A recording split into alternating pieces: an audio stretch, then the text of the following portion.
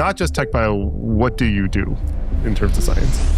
We are all in on the bitter lesson and scale. We think that methods that scale and that are general beat those that are not. As Ilya said at NeurIPS last year, we have but one internet. It's the fossil fuel. We fracked. We got every ounce of data that we could out of the internet, but it's gone. And so the question in AI is like, where is the next internet scale data set coming from? People normally talk about different scaling axes. You have compute, you have data, and for science, data is not necessarily an infinite resource. And your point is that we now want to add a new scaling axis for data. We think that the lab of the future should feel like a data center, rows of server racks as densely packed as possible and also as energy efficient as possible and things like that. Welcome to Latent Space Science. I'm Brandon. I'm here with my co-host RJ. Today we have Rafa Gómez-Bombarelli and Andy Beam from Lila Sciences. We'll just start off and let you introduce yourself. Yeah, thanks for having us on the podcast. Long-time listener, first-time caller. Excited to be here. I'm Andy. I'm the Chief Technology Officer at Lila. I've been an AI researcher now for something like 20 years, going back to the pre-deep learning days, SVMs, random forest, things like that. I did a neural net PhD around 2010 to 2014, right as deep learning was taking off. It's clear neural nets were the thing to back, but autograd libraries really hadn't been developed yet. So I did the backprop by hand, back in my day, walking uphill both ways kind of thing. Got very interested in AI for healthcare and life sciences. My wife's a physician, so I watched her struggle through different things and thought that AI was obviously a natural solution for a lot of those problems. Did a postdoc at Harvard in the medical school, doing early work on medical AI, and was really, I'm in it for the AI. I was really interested in what problems could AI solve. But I've also always been startup curious. So I took a break from academia for a year and helped start a company called Generate Biomedicines, which was an early generative biology company. I was the founding head of machine learning there and got to do the fun kind of hybrid professor, startup founder thing for the next 5 or 6 years. So I had a lab at Harvard, again, sort of between the School of Public Health and the medical school, doing methods research, but also a lot of applied work. That's fun. Those were a great set of jobs. But I got a sense that the AI moment was changing in a very significant way. And I wanted to be a part of it. So I started to think about where could I work at the frontier of AI on really, really exciting problems. Academia has a lot going for it. Access to scaled compute is not one of the things that it has going for it, or scaled resources. So I'd been an early advisor for Lila and got very excited once the thesis crystallized. But basically, science is as an infinite token generator to train models at scale. Why would I want to work on anything other than creating a new frontier model that can solve scientific problems? So I kind of joked that I hung up the tweed jacket 2 years ago, left my position in academia, and joined Lila full-time as the inaugural CTO. Yeah, I go by Rafa. I'm the Chief Scientific Officer for Physical Sciences at Lila and a co-founder. I was a computational chemist back in the day. We used a commodity resource that is compute. So it was clear that we could scale up compute to do molecular simulations. And that's sort of something that produced enough data that in the early 2010s, we realized we had a data problem. And sort of things switched gear for me right around then. I worked with David Dubeneau and Ryan Adams in sort of blending what I think felt like the first instances of deep learning for science. I was one of the first people to do generative AI for chemistry and with an autoencoder on tokenized molecules. And so I'm deeply in love with latent spaces. We actually have a very similar to your guys' logo, but for molecules. And that has taken its own life, that figure. This is the one that'll be on your tombstone. Right? Exactly. Yeah. My students have a Slack channel just to post it when it shows up in the wild. So not as much a story as Andy, but same. Convert in the 2015, 2016 era. I spun out a company out of my postdoc at Harvard, a computational materials platform company, and then went to MIT, where I started my group in material science and engineering. And the group there was sort of working at the interface of molecular simulations and AI with things like generative models for material structure, autograph for sort of really cool gradients that we would want to see in the molecular simulations. And by 2022, 23, sort of things were taking sort of the turn that Andy just mentioned, right? We had seen the bitter lesson come to computationally generated data. And that's the reason why, Meta and DeepMind and Microsoft, they have teams doing AI for computational material science. But it was clear that we needed to bridge a gap and get this thing all the way out and do AI for actual material science and not just the computational version. And that sort of lined up with this opportunity to start spinning out something again in, like I said, 22, 23, started sort of thinking about the idea. I'm very excited now to sort of be pushing this integrated vision of scientific reasoning across all the modalities of science we can validate in the lab. All right. That brings me to, what is Lila's thesis? It seems like you have a very ambitious goal here. Yeah, it's a great question. I'll try and give you the TLDR, and then we can go a couple levels deeper. So, like Rafa said, we are all in on the bitter lesson and scale. We think that methods that scale and that are general beat those that are not. That's actually sounds straightforwardly true, but is actually counterintuitive and contra to much of the 70-year history of AI research. But the realization that we had is that what gave rise to large language models over the last 4, 5, 6 years is the access of the combination of scaled compute and scaled data. That data came from the internet. It was human generated, and we have used it all. As Ilya said at NeurIPS last year, we have but one internet. It's the fossil fuel. We fracked. We got every ounce of data that we could out of the internet, but it's gone. And so the question in AI is where is the next internet scale data set coming from? Post the pre-training era, we moved into reinforcement learning with verifiable rewards. So people talk about RL a lot, but really what RL is a way for a model to generate its own data. And the reward signal reinforces good data and penalizes bad data. So that has been a very productive framework for problems in math and coding. But at Lila, what we believe is that actually science, running the scientific method and using nature and experiments as verifier is the ultimate version of that. And so what we're building, we'll talk about these things that we call AI science factories. They are scaled verifiers for science so that we can do post-training at scale and push out the frontier of what reasoning models are capable of. So that's the thesis in a nutshell. Your proposal is basically, people normally talk about different scaling axes. You have compute, you have data, you have parameters. And for science, data is not necessarily an infinite resource. And your point is that we now want to add a new scaling axis for data. Correct. So I want to quote some of my friends at the Escalante Bio, have a blog post, really good blog post. I recommend you read it. It says, your experiment has a runtime. So what is the runtime of your data collection? So that is an awesome question. It will obviously vary by experiment. So you can't make the ribosome go faster, at least to my knowledge. The biology sets a limit for how fast you can go. In material sciences and chemistry, there are smaller time scales, there are bigger length scales. What you're actually kind of asking is a technical question though. So how do you train a model against feedback mechanisms that vary by orders of magnitude in terms of feedback? So we think about all of Lila as being able to generate different kinds of data on different length scales. We can then synchronize how we train the model once that data has been generated. Again, for some of the experiments we do, the length scales are on the order of days or weeks. And then the question is, can we multiplex? Can we get more data per unit time? But the infinite token generator is still there. We just have to solve the technical problem on the other side of that to be able to line all these pieces up and train it into the model.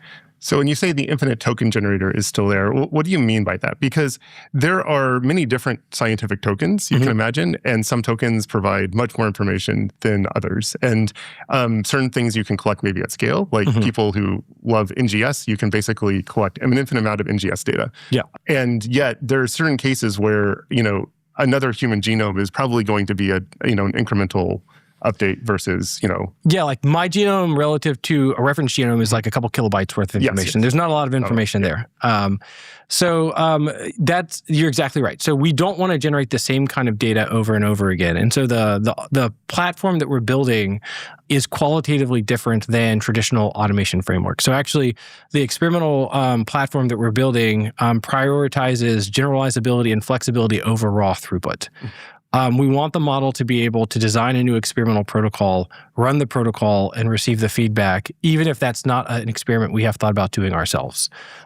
So it's the next incremental token has to be something that is valuable to the model versus yet another NGS sample to teach it something where it's already hit diminishing returns. So when you say next experiment, what I think of is traditionally you would go into the lab and reconfigure the lab in whatever way and then run some experiments by hand, maybe over the course of weeks or whatever. How does the lab get reconfigured for the new experiment at Lila? The way to think about the lab is it's almost like a graph. And so each instrument is a node in this graph, and an edge between a node indicates that there's a physical transport layer between those two instruments. Yeah. And so we'll probably have a video that we'll show in a bit, but we have a physical transport layer that connects almost every instrument that we have bought at Lila to each other. These are currently planar motor systems where there's a 96-well plate that magnetically levitates over a track. You have sort of millimeter control over where that plate goes, and so I think of it almost as like a PCI bus where each instrument.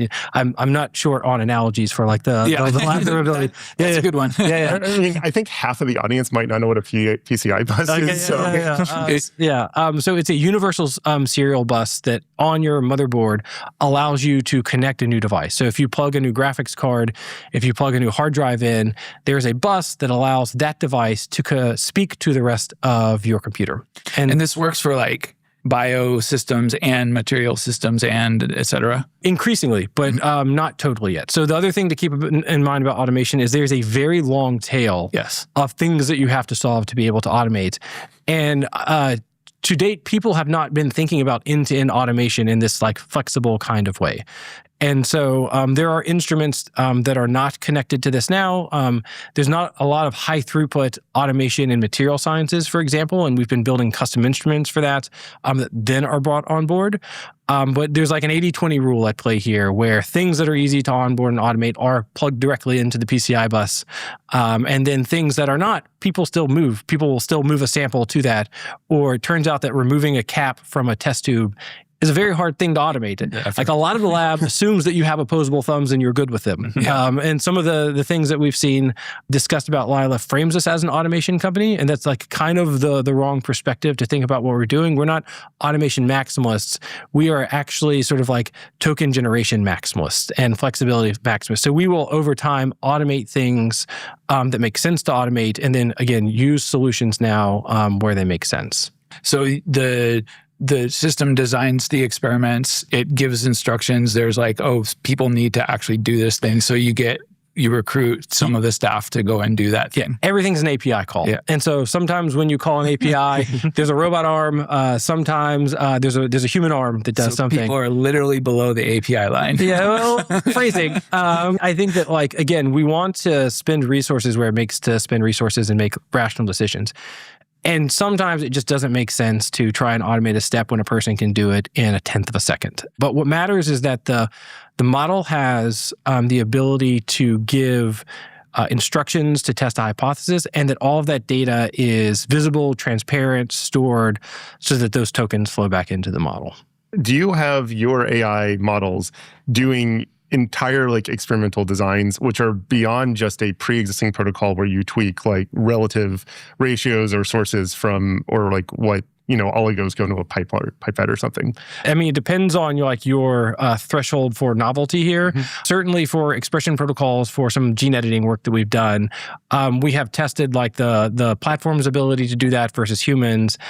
Model gets like 80% of that zero shot. Humans get 0% of that zero shot. Are we doing like fully open-ended, free-form experimentation now? I mean, no, not yet. That is the goal.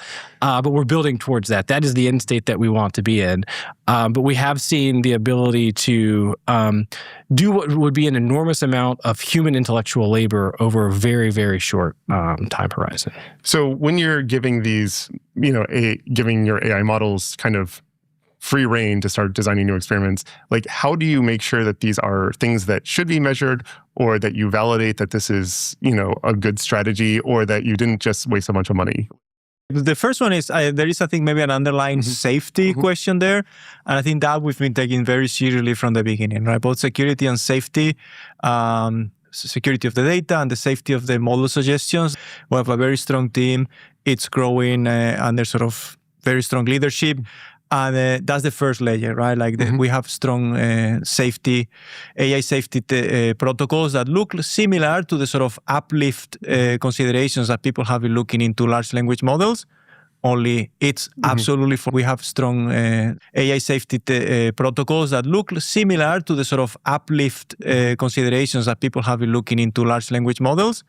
Only it's absolutely for real. In a lab automation setting where you're working on some, biophysical material science type problem, what are actually the dangers you have to worry about? Because I generally think of malicious actors and or situations where you have a sufficiently complicated system that it could genuinely output something dangerous.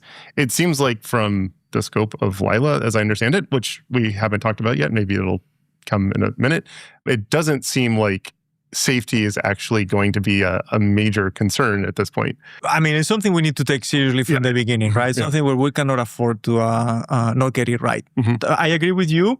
Right now, it's in the hands of Lila employees that are sort of whose interests are aligned and whose understanding of the platform is aligned with our mission. So I agree. We don't have to worry about malicious actors. We still need to worry to some degree about the model giving a suggestion.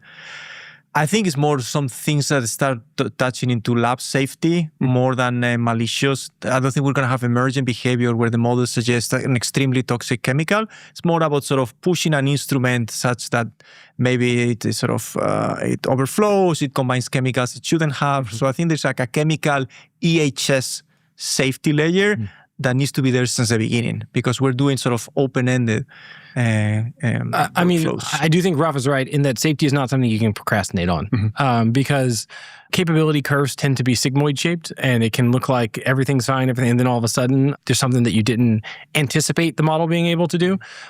So we are definitely proactive on that side. We have an AI safety team, like Rafa said, but I think that you're also right in that we can constrain the problem in meaningful ways in the way that a broad-based AI system that interacts with the general public cannot. We can also lean on biosafety levels and things like that, good old-fashioned lab safety to help in the meantime. Right. And of course, the nodes that are exposed to a particular, we don't necessarily need to expose all the experimental capabilities to all the scientific questions, right? For an antibody design question, we probably don't even need to expose the model to the fact that we have gas canisters that contain gases, right? Because it's not going to need them. So we can still be creative within sort of questions that relate to one particular area of science. Yeah.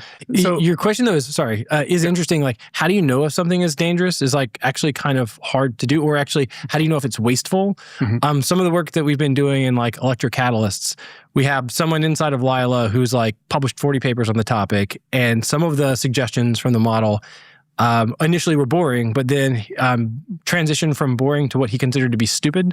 These are non-platinum group electrocatalysts for separation of hydrogen and oxygen from water to make hydrogen.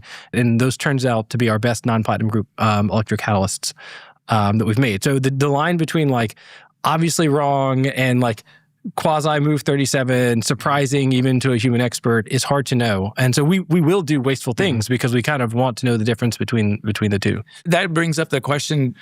So for an experiment like what you're describing now, it is obvious whether it works or not, right? But you can imagine, and there was some controversy in previous at the Berkeley lab around measurements that were misinterpreted, right? How do you know that your measurements of effectiveness or whatever you're optimizing are actually correct? Yeah, I'm very familiar with that part of the landscape. I would say we cannot relax our standards of scientific rigor because it's AI, right? It's not, maybe 5 years ago, when, we started doing generative models for X and Y, they were yeah, it's cute, it kind of works like you would do with a kid. It's but now we're past that. And we need to hold AI science to the same standard we hold regular human-led science. And I think that 2023 paper was the switch over from the community. A part of, the AI community, AI for science people were always excited to see incremental progress. And I think at that point, we started collectively touching upon the rest of the community's awareness. And they were fantastic, but now we're going to talk about the way we do things to our highest standard. So I think we have lots of experimentalists, and I want to go back to the API point. Yeah. I think we've had the fortune by starting from zero to build a company where people are sort of AI aware, AI excited. We have sort of across all the people and the networks that I collaborated with, we've managed to build a team of experimentalists and automation engineers that really believe in the mission and really want to make it happen. They're really taking this graciously, right? So whenever AI gives something that is sort of very, very wrong, and they're there to just, okay, they push the red button, watch out, this is a bad idea. But they're also gracious in, for instance, trying false positives. False positives are terrible for human scientists, right? Because you go to try something, it doesn't work. For the model, it's fantastic. It reduces uncertainty a lot. For the operator, it's kind of a bummer, right? Because you thought you were going to get something cool. And I think we've managed, and going back to the point Andy made, for the, I think about until 3 months ago, people would be sort of approving AI decisions. And I think about 3 months ago, we started seeing that the model's crazy ideas started being sort of surprising to people, but surprisingly good. It's like, I don't know, I guess we need to try. And we've seen the switch over. So I think the ability of people, experimentalists, to sort of challenge the AI, but being gracious, right? That interface of human and computers has been very rewarding over the last few months. Also say giving the model control of the lab forces you to build infrastructure to expose pieces of data that you wouldn't normally want to or care about. And, it maybe no experiment is wrong, but you want the ability to explain the outcome. So if you think about, if you have an experiment, you fit a statistical model, what you're trying to do is use variation inputs to explain variations in outputs. And so we have the ability to explain variation in outputs because we measure so many different things, because we have to expose that to the model. So we can say, okay, the humidity was off in the lab that day. Maybe that explains exactly the thing. And then we can also push button and rerun the experiment to verify. And so we do not believe, like Rafa said, in some sense, we have to be more skeptical of any outcome, but we can then quickly go and rerun that experiment because it's all software effectively. And you find that the team spends a lot of time on verification, or like, how's the breakdown?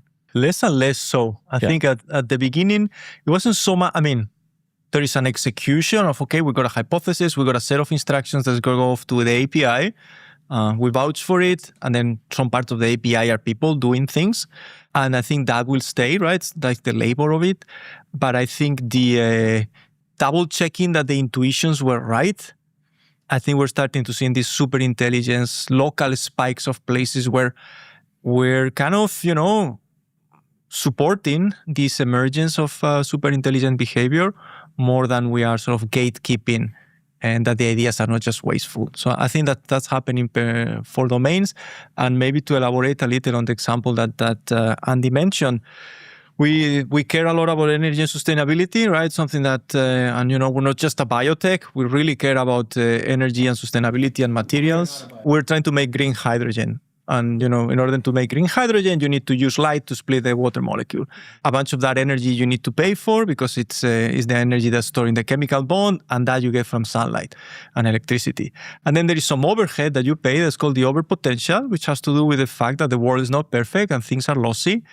And the loss comes from something called the catalyst. And today, the catalysts that are out there are okay, but they're expensive and rare. They're made out of ruthenium and iridium. So we set up a model to explore what can we do to not use these two elements. And people do these papers, and there was something a couple of weeks ago that said ruthenium, low ruthenium alloys for XYZ. Well, it's like, sure, you can, dope it down, right? You can water it down, but it's still the same fundamental problem. You're just using 50% less.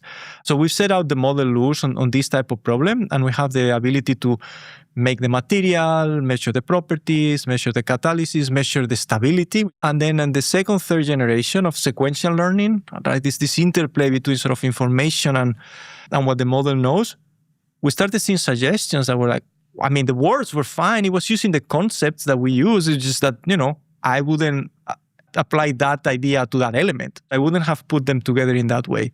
And it turns out those have been our best performing chemicals so far. I do want to get to the Lila is not a biotech, but before we do, one last question along this thought train. RL is famous for reward hacking. You just, I forget what you said. I don't know if you said you were using RL, or learning iterations.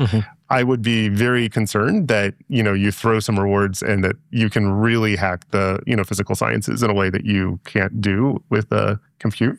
Yeah, I'm not going to disagree with that. 100% agree with that. What's the funniest example? That'd be a fun source. We have lots of funny RL fails that are not explicitly reward hacking. Well, I mean, one is when we trained, one of the early things we did was can you just make a plate map? Can you lay the experimental conditions out on a plate? And it got annoyed when the person would ask, so you would ask the model to do a plate map and it would do it. And they'd be like, actually, could you change these reagents? And it would swear. It'd be like, it's a 96 well plate. Come on, man. It's not that hard. In the chain of thought.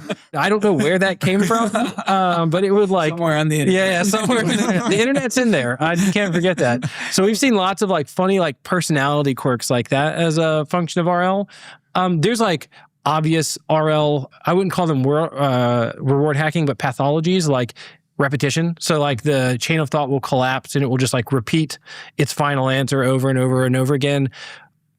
For some reason, that reliably sometimes leads to higher rewards. We're not sure exactly why pathological chain of thoughts or non-legible chain of thoughts in some cases lead to higher rewards. So, sorry, I want to interrupt. So we're talking about RL. Yeah. We're talking about the way you're talking about it sounds like just RL on chain of thought, just like everybody's doing. Yeah. But your RL actually has a lab step. Yeah. If you're in a pathological loop, does that mean the lab is just doing the same experiment over and over again? It's just not. So a chain of thought, maybe just to step back, is tokens that the model uses to solve a problem. So if you were solving a math problem, you would do theorem 1, theorem 2, corollary lemma, you decompose the problem. In science, the chain of thought, there's some of that too. So there's reasoning that happens. I'm trying to make an antibody for this target. What do I know about this target? What are the known epitopes? What's my plan of attack? In the chain of thought are also tool calls. So maybe I'm going to use a structure prediction model in this case to get some read of how the sequence folds in three-dimensional space. So tool calls are part of the chain of thought.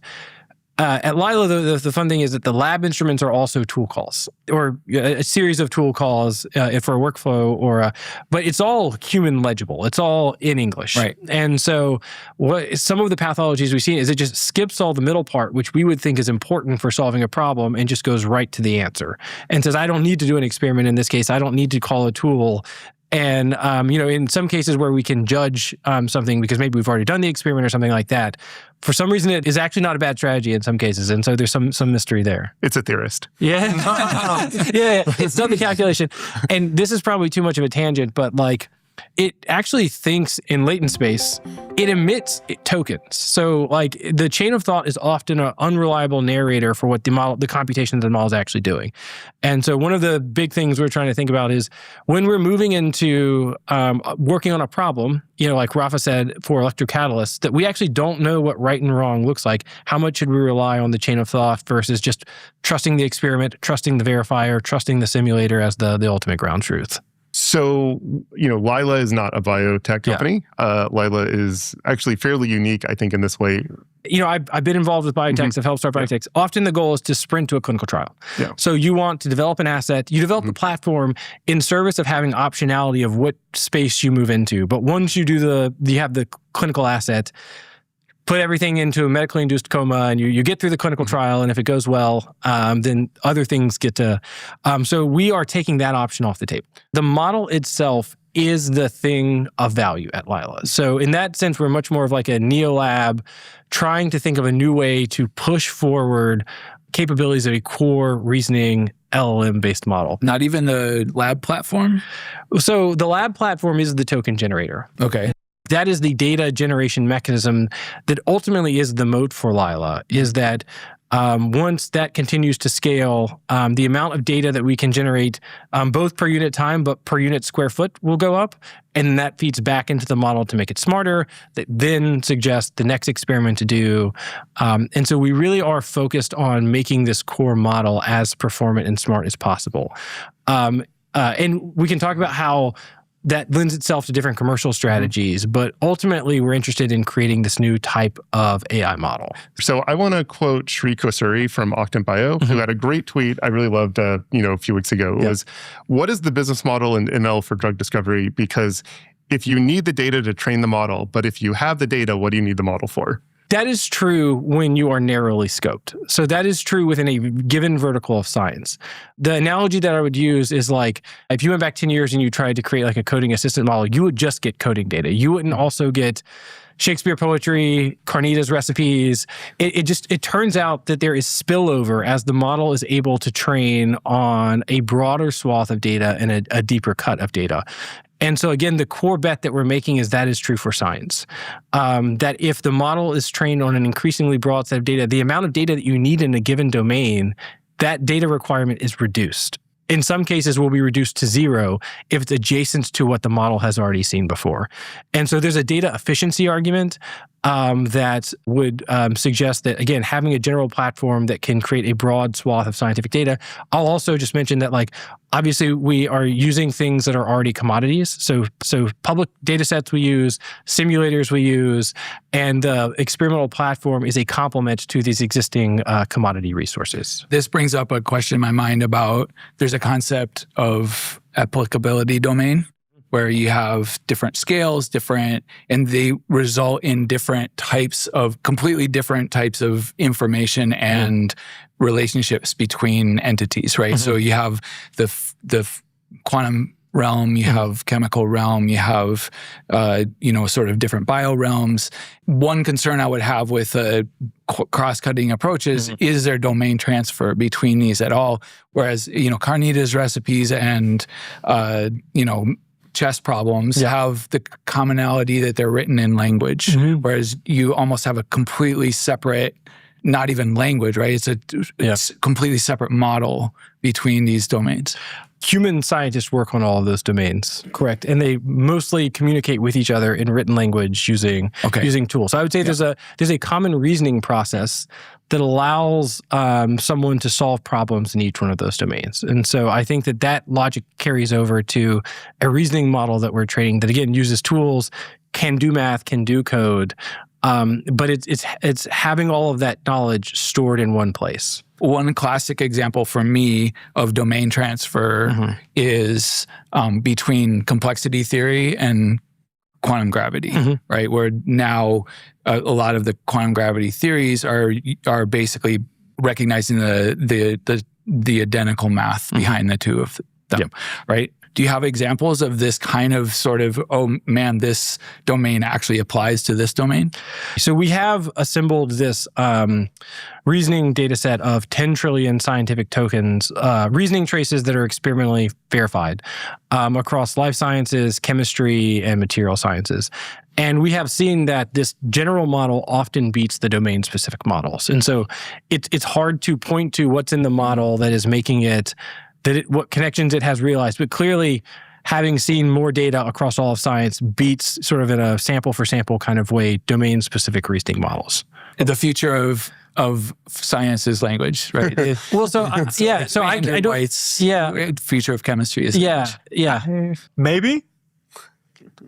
I don't think it's necessary. I don't think that's a necessary condition for a scientific superintelligence. I mean, there was this quote from Demis Hassabis, last week, that it might not be worth distilling all the ways that live in sort of, protein AlphaFold, right? Or there are data modalities that are so different from language. And, Andy always tells me, well, Rafa, English is Turing complete. So you could express everything. It admits several Turing complete languages, but yes. And I agree with that. There might be places where it's more efficient because of the nature of you've done geometric deep learning, right? I think for geometry, and maybe, I call my colleague Tess Smith, I think geometry is one of those places where people feel that there might be sort of just the nature of the problem is more amenable to other architectures. So if we need to call a protein folding model, or we need to call an equivariant diffusion model to make crystal structures, that's fair game. So I would say the future of the way science talks with us, for sure, is through language. That the model needs to be thinking in English about chemistry all the time, Maybe yes, maybe not. Chemists don't think about chemistry in English. Okay, yeah. Fair. They talk about it in English. Yeah, exactly. And I agree with everything Rafa said. Like, token-based reasoning with tool use is very powerful. And I think the claim that we're making is we have barely scratched the surface for that in science. We're not trying to distill domain-specific models into a reasoning model. It can use those tools productively. And so it's just the combination of reasoning, often in English, but also in Python and things like that, combined with tool use is very powerful. And we're very early in science and understanding how far we can push that forward.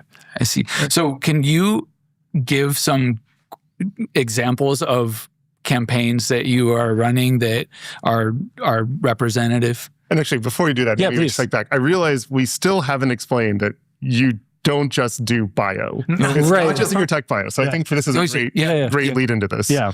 So not just TechBio, what do you do in terms of science? Science? No. So maybe, So the way that we train the model is it's across life sciences, so DNA, RNA, protein, cells, small molecules, different kinds of chemistries, and different types of materials. So that is like where we're scoped now, which is admittedly a large materials scope. Itself is also that's also as largely scoped as everything that's in the bio. Yeah, we can give some examples. So today we can make thin films, we can make powders, we can make quantum dots. We have a cute quantum dot. Are you folks familiar? Quantum dots are the luminescent technology in some TVs, and you need to control to make them of exactly the same nanometer size. And the nanometer size you make them controls what color they're going to be. And you need the purest red and the purest blue and the purest green to make really sharp and rich color palettes for your TV.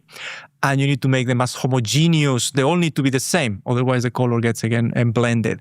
So we have a cute demo where our self-driving lab, we ask our visitors to pick a wavelength. What color you want the quantum dot to be when they come into the office. And then we fire off the machine. The model reasons. Sometimes we even throw in new chemicals that the model had never seen just to see how it moves. The machine is running, and by the end of this sort of hour and a half tour, the machine has made maybe one, maybe more generations of quantum dots that tend to hit, otherwise we wouldn't do it, right? tend to hit the color that people suggested. So we have the ability to make lots of materials. We can formulate liquids and polymers and soft matter. We care about energy and sustainability a lot. So we have a good chunk of electrochemistry capabilities about the interplay of chemical transformations and electricity as a renewable energy source. We care about traditional catalysis, and we care about mechanical properties of materials. And all this comes together in programs where, we make catalysts, we make high-performance coatings for corrosion or aerospace high-performance mechanical applications. And over the last few weeks, with an external partner, we started multiple sprints of things we weren't doing before that touch, from adhesives to cooling fluids. So we've been able to sort of more and more spin up just exciting discoveries in sort of open-ended chemistry and material science spaces. Do you have any, connection between quantum dots and, let's say, protein design? It's the same platform that does that. It's the same set of capabilities. Yeah. And so there's a shared infrastructure that lets us do all of those things under the same roof. If there were no connective tissue, then our ability we just would not have the ability to do all those things. Have we done like the mech interp thing where we look inside the model and see, does this insight from electrocatalyst inform? We haven't done a deep dive on the mech interp thing. We have seen that our ability to do these programs has gotten faster as the platform has become more mature. So is LMP just like a common thing is this something really common in your toolkit that because of this enables like a large fraction of these ideas that you've just mentioned? It certainly makes sense on the bio side, but I know bio much more than materials. Is that like a common theme amongst your lab toolkit?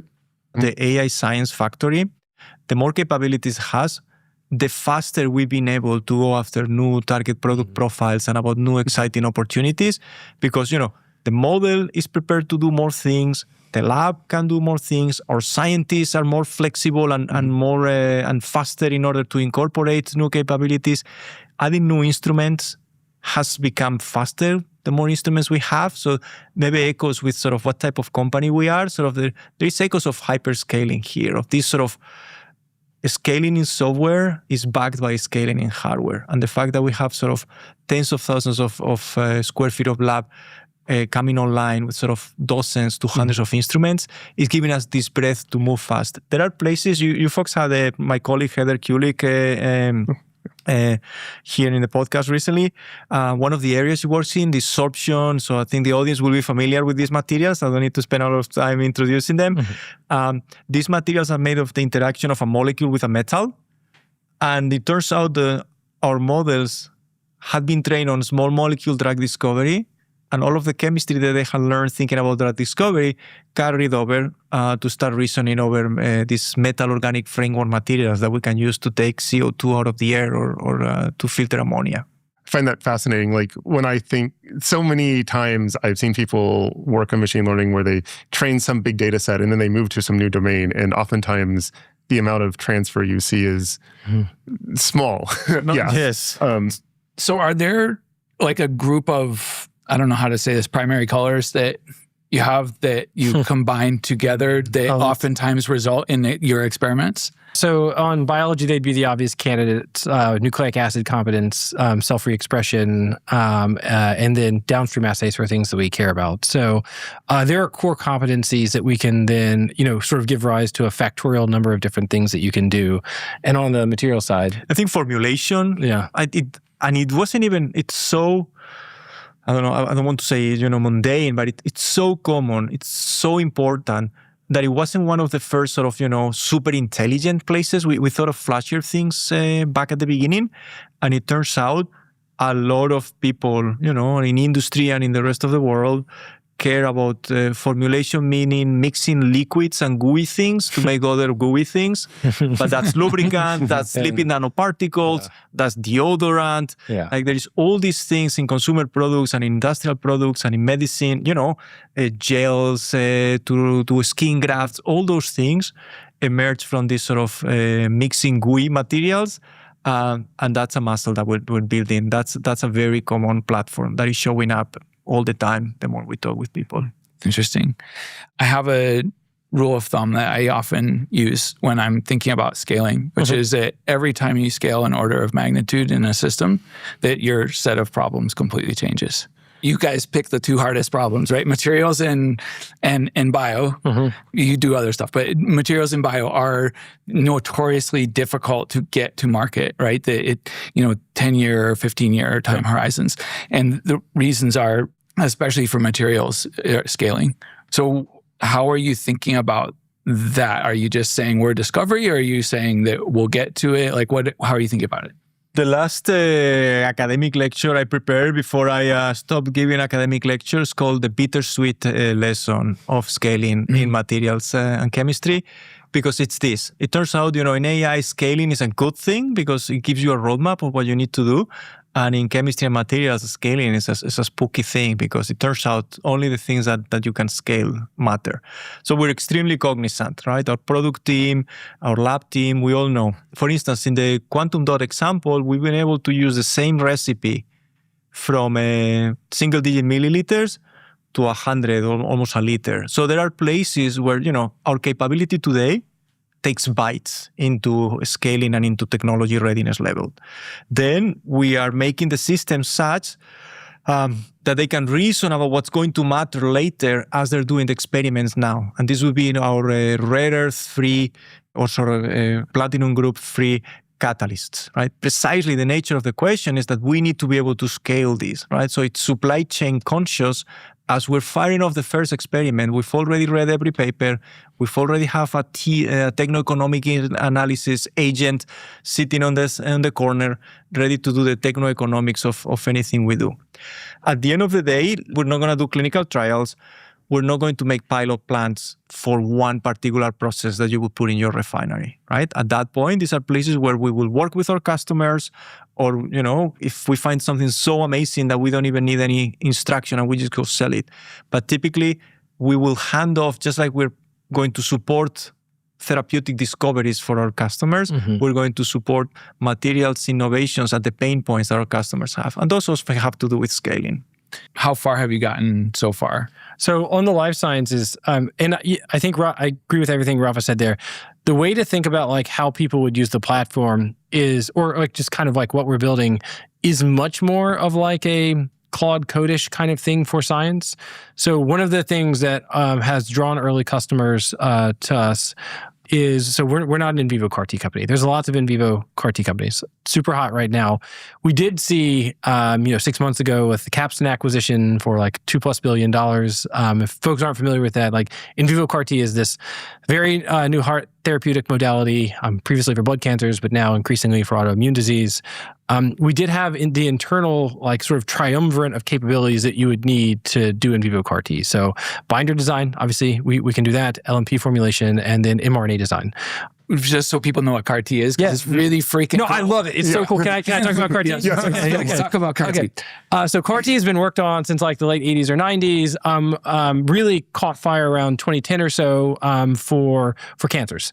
The way it used to work is you'd extract someone's T cells, you would engineer what's called a chimeric antigen receptor that goes on top of that tells the T cell what kind of cell to go and kill. So you're basically modifying people's T cells. Mm-hmm. You take them out, you modify it so that it has this weird antigen receptor on its surface. To seek and destroy tag. Usually they use a protein called CD19, which is preferentially expressed on B cells. When B cells get malignant, they create blood cancers, they create autoimmune diseases. You wipe out someone's almost their entire B cell repertoire when you do this. There's a lot of collateral damage, but essentially you're telling the T cell what to go and kill. So this what really started to catch fire around 2015. It was expensive and slow. You have to extract someone's T cells. You have to engineer them. It's like $400,000 per infusion, and just like, but still a miracle cure for lots of different types of cancer. Too much of a tangent for this, but there's this child named Emily Whitehead who was treated at the Children's Hospital of Pennsylvania, CHOP. She was one of the first cures in pediatric cancer by CAR T. She was going to be referred to hospice care, got CAR T. Another slight tangent. She almost died of a fever from this initial CAR T treatment. The only reason she survived is because the doctor who was treating her had a daughter with pediatric arthritis and knew that this specific antibody would blunt her IL-6 response to CAR T. So like, there's a lot to unpack there in terms of AI for science, all the serendipity that had to happen in that specific case for all of that to go right. In probably, if you roll that dice 1,000 more times, you probably don't get that doctor at that moment who knew exactly what antibody to give her to make that treatment curative instead of lethal. So again, like those are the types of like serendipity things that we'd actually like to automate. So anyway, it's slow and expensive. People then realized that actually through just an infusion, if you take an mRNA that encodes for the chimeric antigen receptor, you put it in a ball of fat called a lipid nanoparticle, you put a CD8 targeting moiety on the outside of this ball of fat, it will then, you give them in the infusion, it will go bind to the T cell, get ingested, ball of fat dissolves, mRNA comes out, chimeric antigen receptor gets expressed and presents on the top of the T cell. So you're just you're reprogramming the T cells to express these weird antigens. Literally programming biology. Yeah. And then the T cell goes and does its thing and wipes out whatever has CD19 in this case. Malignant B cells explain a lot of blood cancer. They also explain a lot of autoimmune diseases. B cells often make antibodies in response to autoantigens and things like that. So recently, 6 months ago, as the result of about 6 years worth of work spun out of a Nobel Prize winner's lab and about $100 million worth of R&D, we saw... That's some good music, man. R&D, we saw like some of the most compelling preclinical data for in vivo CAR T treatment of autoimmune diseases. It was by a company called Capstan. They were bought by AbbVie for like $2.1 billion. So at Lila, we had been working on all three of those things in isolation. So about 6 months ago, a team of 2 or 3 people inside of Lila tried to see what we could do in the in vivo CAR T. And what we had been working on was mRNA design. So like most RNA medicines, the biggest knob that you can turn is expression peak and expression durability. So how many proteins do you get per unit of mRNA when you give someone a vaccine or some other mRNA medicine? So we have developed some monster UTRs, untranslated regions, which flank the protein coding region, which dictate those expression properties. Something like 10x the references from Moderna and Pfizer. And over the course of 6 months, got to in vivo data in non-human primates where B-cell depletion was significantly better than what was shown in the Capstan data. And the sort of like durability of that was also, all the characteristics that we looked at were significantly better. Having more CAR expression is probably one of the most potent ways to improve a CAR T therapy. The number of receptors that get expressed dictates how likely that T cell is to bind to the bad cell once it finds it. And T cells are literally serial killers. And that they'll kill a cell, then they'll go to the next one. And so how long they can do that is dictated by how durable the expression of the CAR is. Again, we're not a CAR T company. We're science nerds. We like to do cool stuff. So we got to that proof point in about 6 months where, again, all the way up to where you might think about filing an IND for a new clinical asset. We're not going to do that. We're not going to do a clinical trial. Again, that would be all encompassing. But some folks who had been around Lila for a long time saw that as a way to do essentially like a 2 to 3 person FTE startup, where there's a couple scientists who have domain knowledge and a combination of the model plus platform can do 5 years worth of biotech work over a 6-month period for 10% of the total investment. And so a lot of the like commercial relationships we're thinking about now are essentially like the 0-FTE startup model, where someone comes with an idea, they say, if there was a CAR T in the market that could bind to 2 things, if it was a bispecific or if it had these other properties, I know the hole in the market that thing would plug into. And so a lot of our commercial engagements are effectively virtual startups running on Lila now, where someone comes with a very well-specified problem. They don't know how to get there. There may be some things related to target identification and things like that too, but they can effectively run that entire program over a much shorter amount of time at a fraction of the cost. And so those are like a partner comes to you, says, I have this idea. I don't want to build a lab. I don't want to hire a team. I want to get there fast. I just want to get it done. Yep. So it could be some academic at a university that's like, I have this idea. I kind of did a little bit of validation. I think it'll work. Yep. Can I do it? Can I sit with you guys for 6 months and make it work? Yeah, I mean, that's the right way to think about it. Yeah, the way that like contractually it plays out is there's like a platform access fee. There's like, we have to pay for reagents and running the system and then some overhead and stuff like that. And then there's like some upside sharing. That is a scalable model where we can service as the platform gets better. Instead of doing dozens of those, we can do hundreds and then thousands of simultaneous, kind of virtual startups being developed on the platform where we have revenue that helps pay the bills in the near term, but then we also have this upside partnership with folks who decide to build with us. That's amazing, because this is what we're seeing is that people are more and more pushing towards getting rid of all the extraneous infrastructure and using automation and focusing on the idea. I mean, the way that I think about it is like most of us got into science because we're curious and want to answer questions. I'm a computer scientist by training, and like I like to answer questions through software. However, if I had to program in binary, I would enjoy that significantly less. There are high-level abstractions, increasingly high-level abstractions. It used to just be Python and Java. Now it's like Claude Code that help me answer questions faster. The analogy is that like scientists are still programming in binary. They have a question that they want to answer.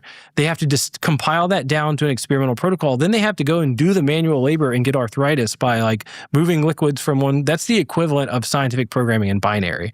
And so we're trying to help scientists move up the abstraction ladder where maybe your idea isn't going to work. Most clinical trials fail, but you can at least get to failing fast if you don't have to do both the physical labor and also some of the intellectual labor to, get all the pieces in the right place. Most clinical trials fail. Somewhere between 5 and 8% of clinical trials actually get from IND to approval. So the discovery is not actually the constraint. I was interested, you were talking about the sort of economic modeling agent. I can't remember what exactly you called it, but that seems like the problem to solve. How do you think about this? You mean the success rate of clinical trials? The economic model underlying. What scaling in general? For both bio and materials, oftentimes there's this huge process. Like once you have something which is you consider final, like a IND or development candidate for material, like there's still usually like 10 years of clinical trials or, qualification in the material science world to just get that into a product. And oftentimes the bottlenecks there are things about scale manufacturing, about regulatory, about safety, and things that are oftentimes just very hard to answer up front. So every time you do this, you just have to roll a die. And there is the typical way people deal with this is, essentially a portfolio model. Financing wise, it's very much the only way you can make money is if you scale with some level of risk calibration. Yep. It's really exciting to hear that you can do these things specifically, but how does it feed into the larger thing where even if you solve these problems immediately, it's still only 10% of the problem? The reason why US biotech is losing to Chinese biotech is not because of an innovation problem. There's a regulatory framework too that has to go to enabling fast clinical trials. The FDA has made motions towards that recently, both for the preclinical data that you have to submit in some cases, but also how we will run and monitor trials. So it'd be crazy to think that one company could, or even any company combined could change that on their own. So it has to be done in tandem with the regulators. However, the minor moves in preclinical probability of success matter a lot. From a portfolio theory perspective, it makes an investment much more attractive. It means, in expectation, medicines get to patients faster if fewer of them fail. And so I would say that is the area that we're focusing on now, is that a medicine created by a system that has had the benefit of, in this case, 1 million unique mRNA designs to maximize things that are known to translate to therapeutic benefits will meaningfully move those it's still, I guess I would say it's better to throw a loaded die than it is a fair die. So we're just trying to make the die as loaded as possible. I guess my thinking, this is the thing that I think about constantly, is how do you bring, basically translation, right? And whatever the equivalent is in materials, so however you name that I really want to see a model that thinks about these are the factors that and reasons about, and is very good at saying, I'm filtering my designs to the ones that I think are going to make it through phase 3, right? My wife is a translational scientist in biotech, so she reminds me very often, you guys should be doing AI for translational science. In a sense, I think that's sort of some of the echo, especially in the materials and chemistry. Our tools can call process engineering simulators and go figure out what pipe diameters and what heat exchangers you should be using in order to scale up the process for the economics to be worth it. So still, maybe there is, I don't know if we're going to gang up a filter until we go measure it. But the ability to reason now about the things that will come downstream, which is sort of a little bit what the translational sort of AI would do, is reason now about sort of what's going to matter. Because when you said earlier, when you have the IND, you're locked in. And it's true on the chemistry side, the molecule, the sequence you've chosen. Of course, which population you're going to give it to and how you're going to measure success, those choices you make afterwards, right? And I would say to the, I don't work on the preclinical stuff, but on the chemistry and materials, that is precisely the type of behaviors we're trying to instill now with the verifiers and the data sources that we can access, either because somebody has thought about them, either because the physics allows it, or because we can measure good enough proxies now that tells us what's going to happen later. And to be clear, all those things are things that we talk about internally a lot.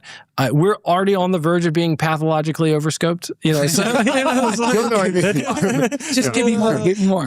But absolutely, the belief that we have is that as models get smarter, as they ingest clinicaltrials.gov, as we partner with pharma companies and get access to that cookie jar, these probabilities will meaningfully change. On the biomanufacturing side, having access to good manufacturing processes, scale-up processes too, we think the models will be able to contribute there. We've just chose to focus a lot of our commercial and collaborative activity on the sort of frontier of science that we think we can address now. But the goal is to push past that. If I may summarize, it's kind of it's a tool call. It's all tokens. It's all tool call.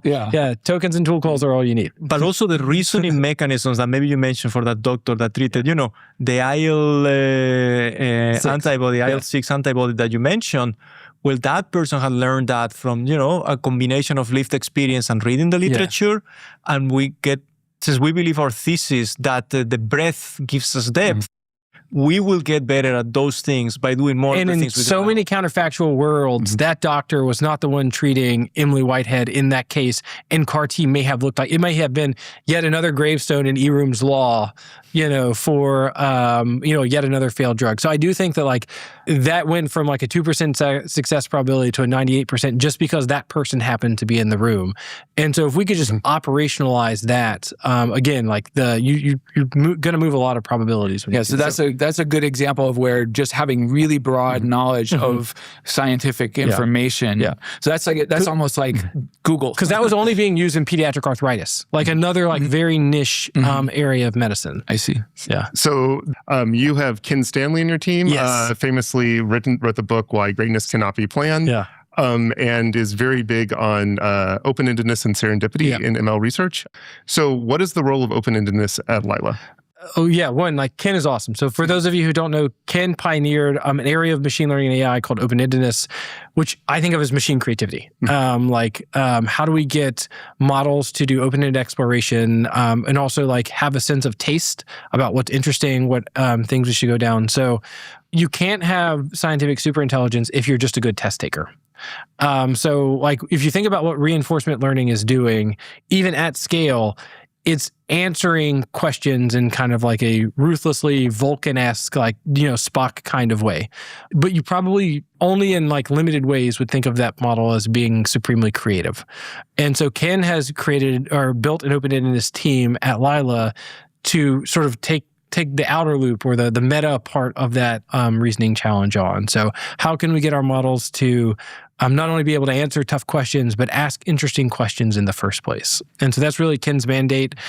He's been building like a world-class team over the last like several months, and they're in the kitchen cooking now. And I think by the end of this year, we'll have some cool stuff from Ken's group to share. So we're going to hop into a video here of the lab.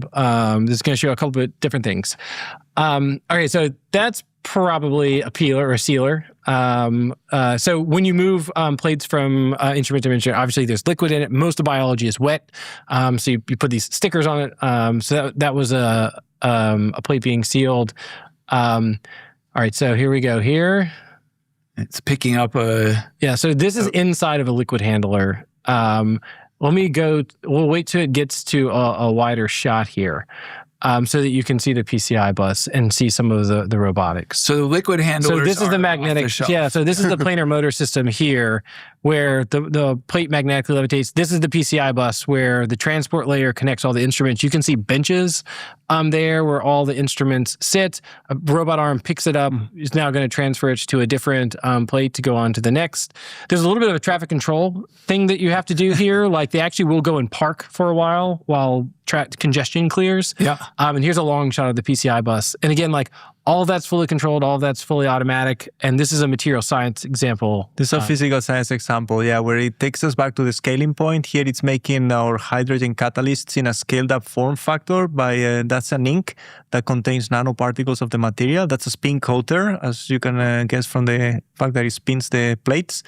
And then this is a robotic handler moving around little pieces of catalyst to test. And this nice looking purple 90s neon vibe. This is called a magnetron sputtering machine, where we make atoms fly from a source and deposit on the other side of the chamber in a very thin atomic film, where we can make arbitrary mixtures of elements based on what's on the 3-4 sources. We just vaporize them and make them fly over the chamber and make these nice thin films that are very material efficient. We can do this with very, very little material.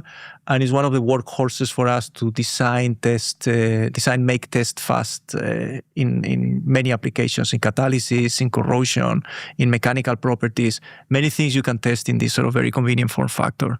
The liquid handlers and some of those machines, those are kind of off the shelf mostly. And then, and then you have this, you've come up with this sort of form factor that works for lots of those machines, both for material and for bio. Quantum dot is a good example of the combination of the two. It's actually a liquid handler that we've repurposed for quantum dot synthesis and design. And that, I think that speaks to like you can get very far with, 20, 30, 40, 50 instruments. The ability, they just have to be on platforms that the model can use them. I think that a big eye-opening thing for me coming into Lila, because I wasn't in lab automation like in any meaningful way before coming to Lila, is it's not the automation that I was hoping for. Like a lot of automation is point automation, where there is a tablet attached to the side of a liquid handler where you can enter a macro.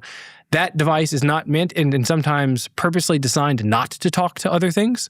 And so a lot of what we have done has been to, I kind of joke that we have the world's largest collection of voided warranties in biology, because we have written our own custom drivers, our own custom firmware to get sort of low-level granular control of a lot of these instruments and make them talk to each other. So the video is cool because you see magnetically levitating plates. What you don't see is like the custom software wrapper that like stitches all that together. And a lot of this comes down to like really hard software, hardware interface challenges.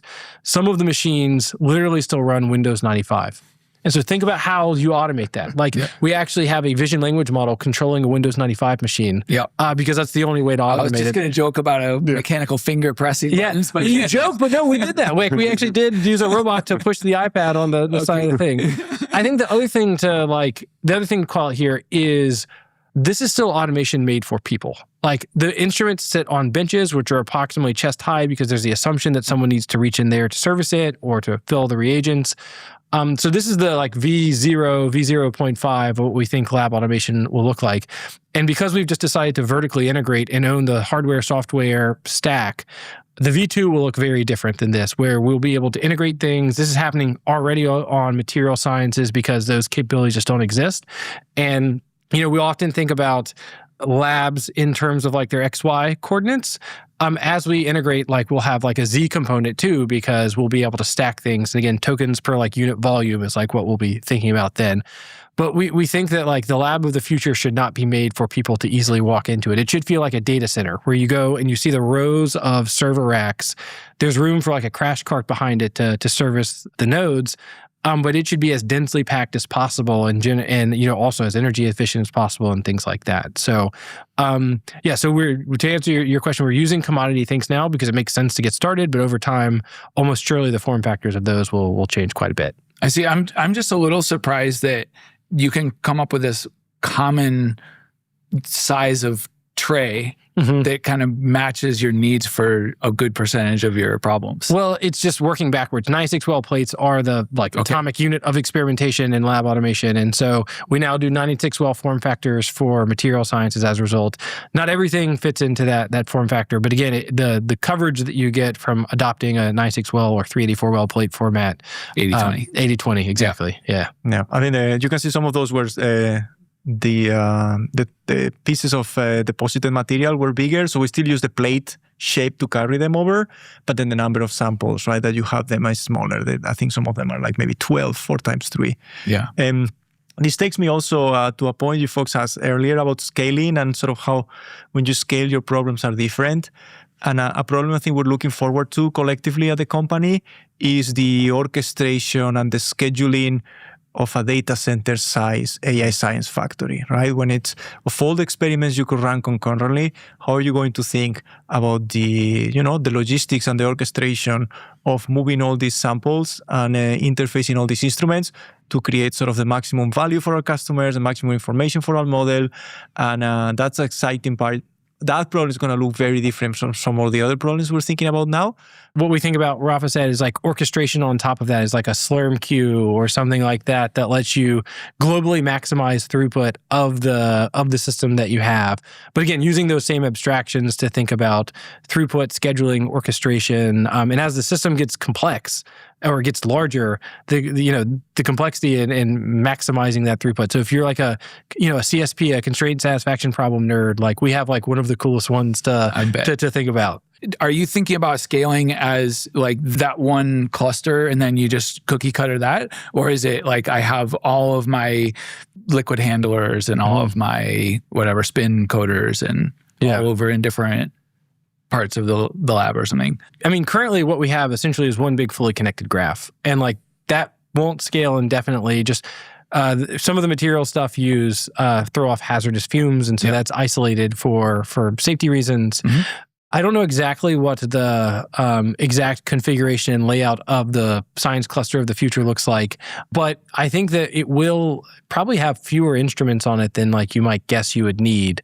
Hundreds, maybe thousands. But we do think about scaling it in the same way that you would think about scaling a data center, in that it's a multi-level building, occupies millions of square feet, and it's like a lights out facility, as they say. It's like running 24/7, generating data in real time. And you would want the same uptime that you would expect of a data center. Now, that's very hard to do. That's like an insanely hard thing to do. Sure. But that's the endpoint that we're trying to work backwards from. What problems do you need to solve on the way to that endpoint? No, this goes back to my previous question though about like the runtime of your experiments too, because scaling means different things, and one of them is experimental design, which intrinsically scales, but maybe at the cost of signal-to-noise ratio or some other idea, but getting broad data quickly and efficiently at some cost. Or scaling is, lower throughput, but just parallelizing, wildly. So like in general, I would approach those as two different sets of problems. I don't think that the same strategy really works for them in general. So like what type of scaling is more important for you as a scientist? I would say like round over round iteration is more important than like a broad, hugely multiplexed, highly like noisy kind of thing. So iteration time is really the single biggest thing. Yeah. Okay. Yeah. So does that limit the domains that you want to focus on? Like, now do you think like, if we were going to try to tackle a new problem, do we ask, can we just solve this problem with fast iteration versus something where maybe the answer is will you scale up by, massively multiplexing something, but with like month-long turnaround? Parallelizing and multiplexing are somewhat different, right? That's my point. I would say pooled, we love pooled. Yeah. So pooled we love because it's you get fast and broad. So what is pooled mean for? Yeah. Pooled are things like DNA encoded libraries where you use each well has a bunch of crap in it, then you can sort out the crap after you do the experiment. And somehow the form of the assay allows you to throw 1,000 or 1,000,000 or 1 billion experiments at the same time, and the way the assay is set up, the readout picks the winner. So you try 1 million things in one plate, and you get one readout or 1,000 readouts of the 1,000 winners. There's a joke that all biotech is just mapping whatever readout you want to on NGS sequencing. Yes. Tag it, multiplex. There you go.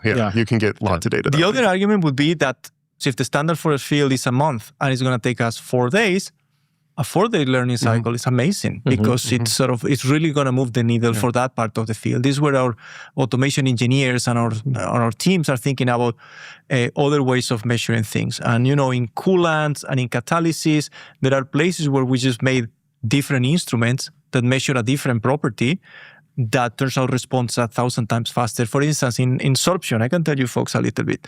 In gas sorption, people typically measure, they pressurize an amount of gas, for the MOF and COF materials I was talking about, sucking CO2 out of the air. You know how much from the ideal gas law, if you remember high school, you know how much gas you put in the little box, and then you wait for the gas to be absorbed in the material, you check the pressure, and from the difference in pressure, you know how much went into the thing. Then you up the pressure again, and you see how much extra went. And if this sounds low, it's because it's very slow. It's called BET. This is about a day per sample. And it's very tough to parallelize because it's another gas line, another canister. Or you can take other types of proxy measurements from other instruments that are parallelizable. And that's something we built in the lab now, where instead of measuring pressure, we're measuring another property we care about. That is a readout for what actually pressure will tell us. But we can do 96 well plates for 96 metal organic frameworks in like an hour. So it's like maybe 2,500 times faster. So this is a place where there's a little bit of room for ingenuity, or just, an hour is still slow compared to other readouts, right? Other things in electrochemistry, maybe we can do in a minute. But now we're sort of, 1,000 times faster than the way we were doing it. I think the answer to your question also, too, depends on how much we think the model is starting from a dead start versus a walk versus a jog. So if there's some area that we care about, some question, it's clear there's like zero knowledge in the weights of the base in the model that we're using, then we may prefer a big slow thing to move it in. If we think that it's already relatively competent in that, then we would vastly prefer the RAID serial fast iteration cycle. So we will do both. The bet is that the sort of like as the model performance improves, the sample efficiency goes up, and therefore like the compound interest that you get from round over round experimentation will outweigh that you would get from a big noisy but broad data set. So do you have any concern? I'm just thinking out loud here, but do you have concern that you're going to quickly sort of saturate the problems that you can solve using concern or hope, or either? Okay, like concern and hope, maybe. Yeah. But maybe you have these systems that you're putting in place, and right now, because they're new, then there's like a lot of green field. You can go and tackle all these problems that are amenable to high throughput experimentation. You're going to do that for a couple of years, maybe, and then all of a sudden now, everything is different, and you have to like completely retool your like gazillion-dollar. I mean, I hope that is true, to be clear. Like, so I hope that we don't have to measure a binding KD again in 2 years. Like, if we didn't have to do that, like, I'm very pumped about that because the model has essentially mastered binding kinetics. So you think that eventually you get to the point where the model knows how to do that? Let's go back to the PCI bus again. So like, what we actually want to do is to reduce the time it takes to bring a new instrument on platform. So you want that to feel a lot like a USB. Right. I don't know how old you guys, but like when I was when I was a kid, you got a new device, you got the drivers on a floppy disk, you had to, beat your head against the wall to get the driver to install, and 2 days later, your printer only kind of works. So that's kind of what Yeah, exactly. And if you're a Linux hardcore person, you can still live that experience today. Your audio driver still doesn't work. So that is like what it's like to bring a new instrument on platform in biology and physical sciences now, is that we're in the like driver on a floppy disk and the manual to try to get to work. So again, one of the things that we hope a unified platform enables is instrument onboarding time eventually goes to 0, where you have the spec from the manufacturer, the model reads it, the right APIs get abstracted. We're working with some instrument vendors to make this process easier. But I think a lot of the way that we think about modulating a system is conditioned on how we do it now. And so, again, we're hoping that a unified platform makes onboarding an instrument 2 years from now, a 30-minute exercise versus a 30-day exercise. Again, it's a hard thing to do. Could be wrong. We might not be able to do it. But like that's the future that we're pointing to, where currently we actually can swap out existing instruments very quickly. So if we need to replace a Hamilton, with a different liquid handler, that swap actually happens very quickly already. And so we do have some reasonable belief that onboarding new instruments will get faster, better, more reliable over time. And again, like we don't want to be doing 2026 science in 2036. And so we hope that some of these instruments get deprecated or the way that we're measuring things changes. Otherwise, like lots of assumptions we and everyone else made about the rate of progress in the next decade will have been wrong. They were wrong. They will have been wrong. And we're already benefiting from, the instrument vendors, right? Like, I wish the problem we have is what you're describing, that we run out of science to do with the instrument we have. That would up the ante for the instrument vendors. The instruments we have now are as powerful as a beamline would have been 10 years ago. We're taking measurements today that 10 years ago would have requested you to ask the federal government for a time slot at 2 a.m, somewhere out there, to waste a couple of nights of sleep, taking measurements at a really bright neutron or X-ray source. And today, the vendors make instruments like those that we can put next to, the quantum dot or next to the protein expression. So, I wish, that's an end state that is, desirable, but very, very unlikely. I'm sure there's going to be new science to be asking of the instruments we have. We've had guests who have had both of these themes of, first of all, none of the devices you buy are set up to do high throughput AI science, and also that there are new scientific devices which come up every day, which just like open up something which was impossible 10 years ago. Like inline NMR, there is lots of sort of characterization, miniaturization, and sort of more resolution, more bright sources that are just transformational, and they marry really well with the kind of automated high throughput science we're doing. So we're moving into this facility in Alewife, Massachusetts, and it's just a 3D rendering. It's 100,000 square foot space, and we will move towards AMR's, autonomous mobile robots, as some of the transport. And so you can see some of that there. We'll put it in the show notes. Okay, so kind of switching topics a little bit. So you were talking about your scientific pile of 10 trillion tokens. When I hear 10 trillion, my first thought is, man, that sounds like a lot. Things like this is 30,000 human genomes, which would cost roughly 3 million to sequence. It is roughly 1/2000th of the several of these large foundation models like EVO and nucleotide transformer and so on. So in some sense, it is a lot of data. In other sense, it's not a lot of data. And there are certain, not all tokens are the same. So I'm curious, like, what went into creating this? What were your thought processes? And then how much actual useful information is in 10,000 tokens? Or 10 trillion tokens. Yeah. So it's tokens in the same way that we think about counting post-trade tokens from the internet or from post-trading runs. So these are, again, like RL is, the best way to think about RL is a data generation mechanism.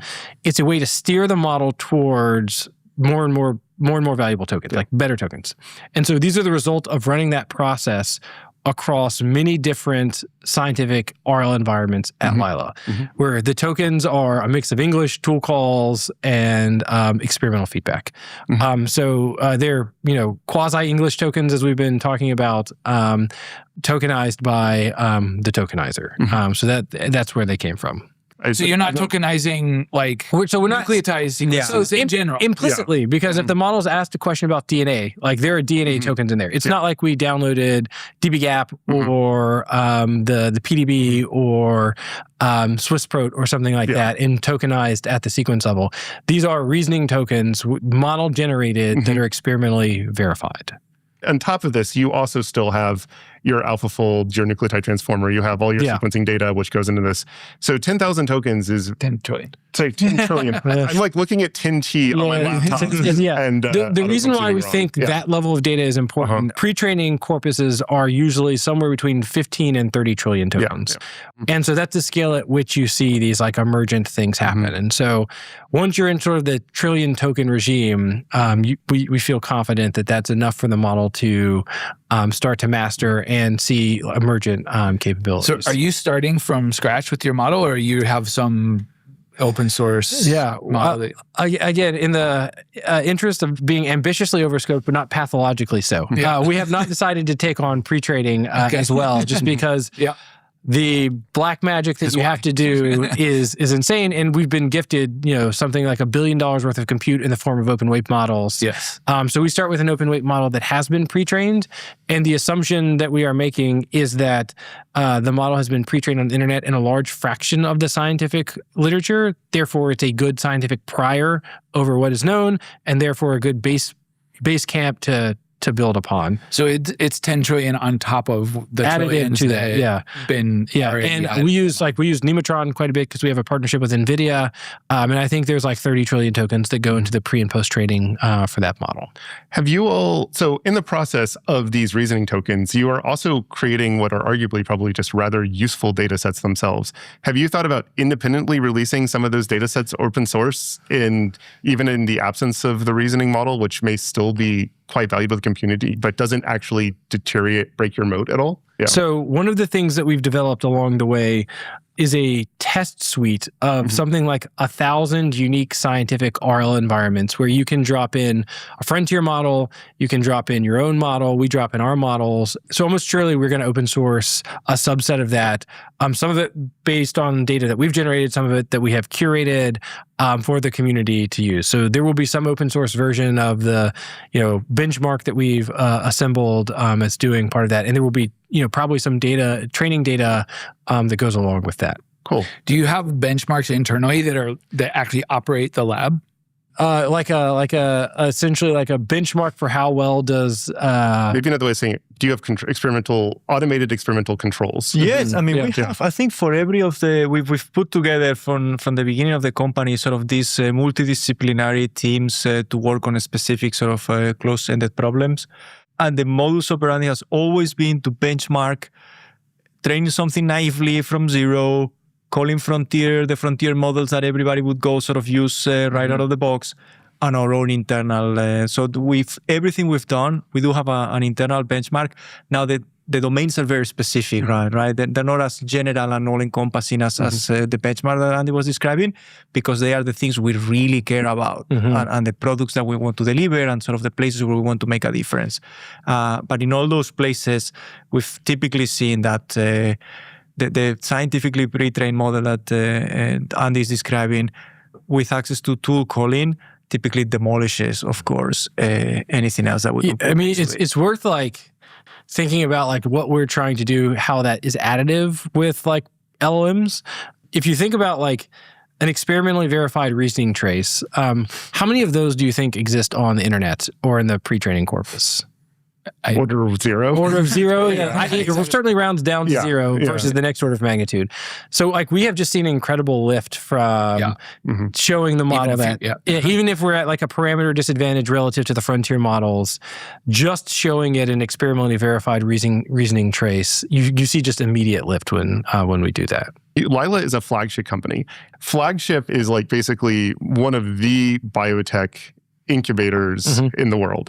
You have had something like, what, I think 30 successful IPOs, or not you, but your parent, world, including you yourself, were just part of Generate Biomedicines, and just had a successful IPO very recently. So, Lila is very good at biotech. I would say from history, it's very much single asset, traditional Flagship biotech. is very good at biotech. Flagship. Yes, what did I just say? Yeah. Lila. Yes. Well, Flagship is very good at biotech. Very historically been very focused on single assets. I guess in the last few years with Generate, with I guess Expedition, Velo, there are some branching out into more platformy things. Yep.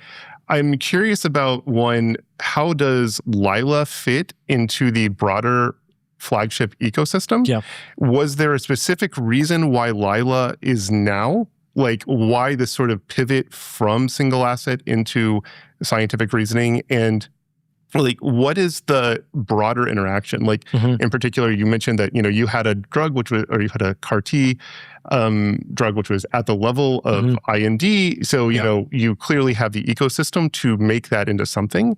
So I'm curious, like maybe like where is this going? Yeah, great question. Let me do a little Flagship framing, and then I'll sort of talk about, so we all start as the same pluripotent stem cell, but there's differentiation paths that we all take. Okay. The traditional path for a Flagship company is so the history of Generate is I was an early advisor to Generate, a consultant over 2018. There was this idea to use machine learning for protein engineering.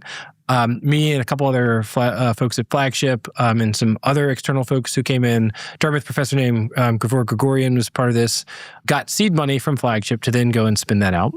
We worked on building the technology, and then usually the deal is that Flagship is the sole investor during a Series A. And then the Series B is normally the first point at which external capital comes into that. To your point, they often end up being asset-based companies. Generate has a phase 3 trial for a monoclonal antibody to treat asthma, phase 1 behind that to treat COPD. I think the recognition from some folks at Flagship, especially our CEO, Jeff Van Maltzen, he'd been involved in creating a lot of these companies, and he's like hiring the same team over and over and over again. You need the ML team, you need the platform team. And so I think he saw shared DNA between all these companies, and like, let's have one company that can essentially support all these different things. Year one of Lila was essentially like when 01 dropped. And so we had all these pieces in place, and it just became clear that we could create a platform to support a new kind of scientific model. In the early days, we didn't know like how do you monetize that? What's the commercial strategy? We've gotten a lot of clarity over that over the years, but sort of the core conviction that we had 2 years ago was the bitter lesson is correct. Science could be an infinite token generator. If operationally, the way that we're different from a normal Flagship is outside investment came in before the Series A. Again, the lead of the Series A was not Flagship. So like, we do have that lineage. We do come from Boston. We do have a lot of the shared learning that a company that has created 110 startups that I think, so they normally, so Generate was FL 56, 57. It was actually a merge. in the early days, Lila was 96, 97. And so the flagship has this long history of creating companies. So we have that network and we have the learning of leaders who have created that many companies. But we're such a weird creature that we essentially went down a very different path very, very early. So why is it that when I hear, you have a very promising CAR T therapy, like you said you had a DC, like why not just, partner that out, or maybe this is on the horizon or something. But the short answer is that we are engaging in commercial partnerships around CAR T therapies, for sure. Some of them are further development to increase or change some of the properties. So like, bispecifics and things like that, going after novel indications. But we've used that one CAR T to essentially launch several partnership programs allowed. Okay, so it's sort of like the proof of principle, but it itself was not, quite exactly what a drug needed to be or something. Well, so just to be clear, like we could go and try and license or partner that specific thing.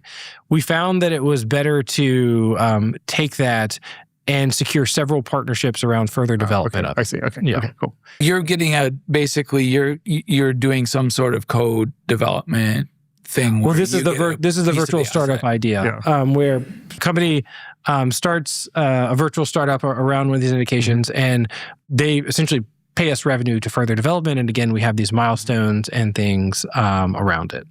Yeah.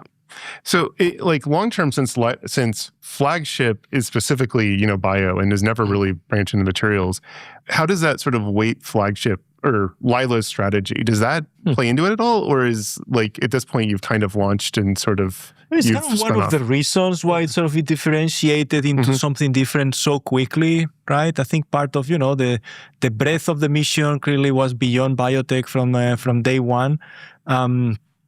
And the people we needed to hire came from different networks. The instruments we had to buy came from different vendors than the flagship vendors would have usually been.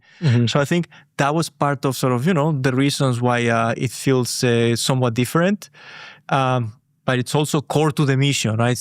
We cannot get this to work on a narrow field. By definition, we want to be as broad as we can possibly be, because that's where the emergent behaviors are going to come from. And I think if you looked at the composition of people who work at Lila now, it would look like categorically different than what you would expect like a median biotech company to look like. So we hire out of or compete for and sometimes win against people who are considering frontier lab offers. We have a heavy software engineering and tech presence. The amount that we spend on GPUs would be atypical for a biotech, I will say.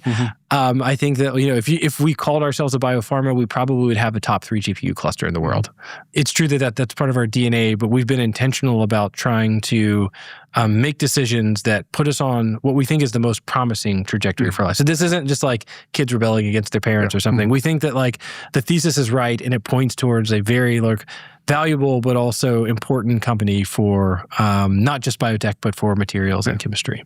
Okay, that brings me to what I think is my last question. What's harder, materials or biology?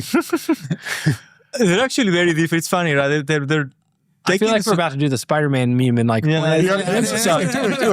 When I was around for the first merry-go-round of AI for small molecule drug discovery, the atom-wise, right? The generates, the in vitros. So I think the hardest is the thing that is the small molecule. It has all the difficulties of chemistry, of reasoning over synthesis. And then it has all the difficulties of reasoning about biology and adverse effects and immune response. But the counterpoint being that we have so many tricks in our toolkit, which you can borrow from biology, right? So it's harder, but you also have... Well, I think materials are harder. So they have the benefit of great simulators that we don't have in bio. Well, I think materials are harder. So they have the benefit of great simulators that we don't have in bio. In material science, you don't have the mature high throughput automation that you have in biology. For me, materials as a subject is interesting because there's not a unifying principle like the central dogma. Materials means lots of different things. It means, I actually still don't quite understand the unifying principle when we say material science, what exactly that means. And then the commercial dynamics are completely different. Again, with CAR T, we know if we wanted to, like how to monetize that directly. With material, there's this supply chain, there are devices, the testing that you do in the lab is only partially predictive of like the lifetime of how that material will be used. And the math is harder. I mean, like in terms of supply chains still matter for both. Maybe you replace clinical trials with some, product validation and verification. I guess qualification is the term used. So like there are direct analogies and there are hard parts for both of them. But the economics are very different. Yeah. Like if you pass a clinical trial, You make money. you're gonna, that thing is valuable. Yeah. And kind of how much it costs to make it is very rarely the blocking element. They can be for It's the most much easier to underwrite an asset in biology than it is in materials. Do you guys know the name of a company that makes superconductors? This always comes up. Are you guys doing superconductors? Yeah, we care about magnets. We care about superconductors. They're really cool science. Do you folks know the name of a company that makes superconductors? Nobody knows. Like these things are super important. I know that they're used in MRIs. Exactly. That's the only commercial application. But it turns out, right, like these things, when you succeed, you kind of are, when you make a cool material that does something, you're kind of a nameless company that makes its thing and it's successful and has good cash flows. But you don't get to break sort of, everybody knows a big pharma, but you've got your 3Ms, right? This sort of. Yeah. And like most of the big material companies are behind closed doors. Like most of commercial engagements look like getting them to tell you what the important problem is. And there's like less of an open innovation ecosystem. There's a couple things in materials that are obviously recognized to be valuable, but like it's just, I think, very different than life science. And maybe one of the last things that we haven't touched upon a lot, and I want to flag out, I think in chemistry and especially in materials, government-sponsored research is a big driver. So in the same way that the government doesn't feel they need to do drug discovery other than through funding NIH for early stage open science, hypothesis-driven science, the government and national security drive materials innovations in ways that are unique. And you see this in the way we engage with the British government. We have partnerships. We work with the US government. We have awards. We participate in sort of developing materials and technologies, which is a different part of the ecosystem that drives innovation. That's also different. Yeah, definitely. Are you guys working in Mission Genesis? We were one of the named partners. We've had an ongoing relationship with a lot of the national labs, and so we have been working on that. We did send 25 Genesis Lighthouse proposals last week. So I always joke that he left academia thinking grant writing was behind him, only to have to write 25 of them. They expect about 20,000. The question that we like to ask all of our guests is, if you could remove a bottleneck in your domain and you can define domain, by fiat, what would that bottleneck be? Okay, to me, I'm going to go to old-timey Rafa that was doing physics-based simulation. I would say the sim-to-real.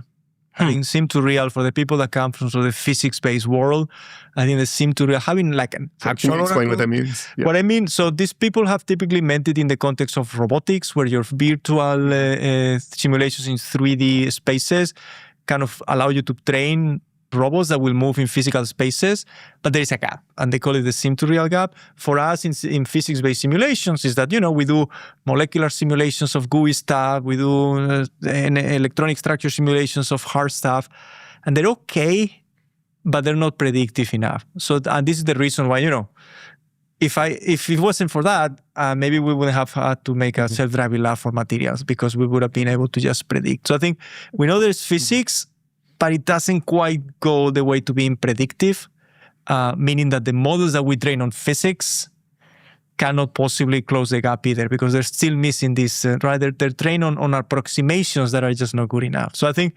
the thing we've been chasing for a decade in AI for materials has been sort of, if we train on computational data, can we answer real-world experimental questions?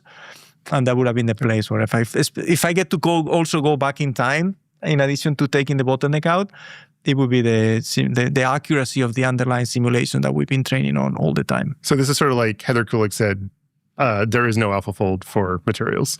Well, the funny thing is AlphaFold was trained on experiments. So it's a different, that's a funny... Yeah. She and I would both come from doing physics-based simulations, and the fact that she called out something that had no simulations in it whatsoever, it's kind of admitting the same underlying issue. which is like all these, Meta has produced tens of millions, hundreds of millions of training data points, but they're all virtual simulations that just don't carry enough water for the thing we actually want to do. This is going to be like a boring and obvious one, but like there's a metric that you use to track how efficient your training runs are. It's called mean flop utilization, or MFU. So the GPU comes with an advertised like peak flop throughput, which is under the best situation, doing a calculation that you don't actually care about. How many floating point operations can you do per unit time? MFU is always a very small fraction of peak theoretical flops. And for reinforcement learning, it's always somewhere like around 5 to like 6%. So said differently, that means that we're getting like 5% of the actual GPU computing power that we're paying for. So if I could by fiat wave a wand and make our stack perform at like 100% mean flop utilization, I would do that because we would, one, get to the answer faster, but then also be able to buy fewer GPUs and redeploy that capital to the lab or something like that. That's interesting though, because your rollouts, aren't they constrained by the lab? They are, but when we train a big model, like all of that data, so there's RL training pipelines are very complicated. So like one way to think about how you would do this at scale is just to have the model doing rollouts left and right, waiting for enough trajectories to pile up and then back propagating that into the model. A different way to do that would be to factorize that, have a bunch of expert models that are trained in parallel that are either generating data or being trained themselves, and then you distill that back into the central model. And second way is the more efficient way to do it. So, because all those things are happening at different time scale. And so it's that big, when you have the 10 trillion tokens and you want to push them through the model as efficiently as possible, you're still going to be doing some reinforcement learning on top of that. So like if we could get all the flops that we're paying for, I would by fiat declare that. Cool. Well, before we end, is there anything you want to leave the audience with? Let me say like why we're here. So we have an office in San Francisco now. It's 181 Fremont Street in downtown San Francisco. There's currently 20-ish, 30-ish people who sit there, but we are looking to expand that aggressively. We're looking to pull from sort of all areas of the stack. So both like post-training, obviously aggressively hiring for that. Folks who've been working in like domain AI, like life sciences and material sciences, we're also hiring for that. No wet lab here currently, so it's all computational work. But if any of this stuff that people have heard about today sounds interesting, feel free to shoot either me or Rafa a message if that sounds interesting. Thank you for being here. It's been really, really fascinating conversation. Appreciate it. Thank you for having us. Yeah.